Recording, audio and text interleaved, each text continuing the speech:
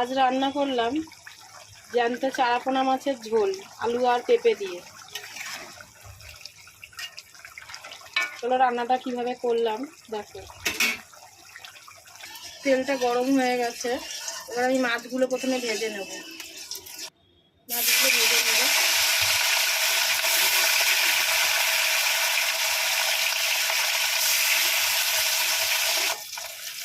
মাছগুলো আমার সবকটা ভাজা হয়ে গেল।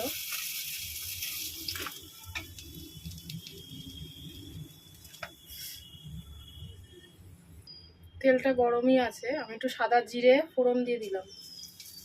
এখানে পেঁপে আর আলু আর টমেটো কেটে রেখেছি, পেঁপে আর আলুটা ভেজে নেব। পরিমাণ মতন লবণ দেবো, একটু হলুদ,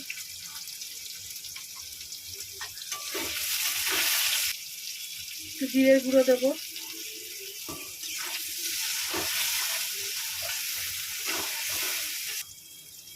আদা লঙ্কা টমেটো পেস্ট করে রেখেছিলাম, আমি এটা দিয়ে কষিয়ে নেব।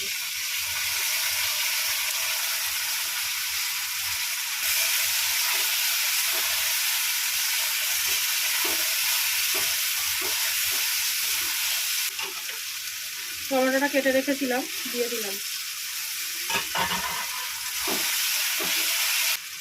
মশলাটা কষানো হয়ে গেছে, আমি একটু জল দিয়ে দিলাম। এবার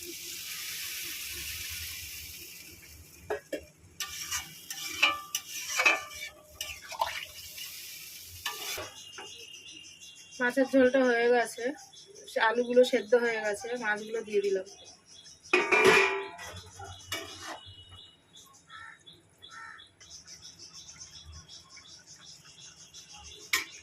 হয়ে গেছে দেখো বন্ধুরা, আলু পেঁপে দিয়ে চারাপোনা মাছের ঝোল।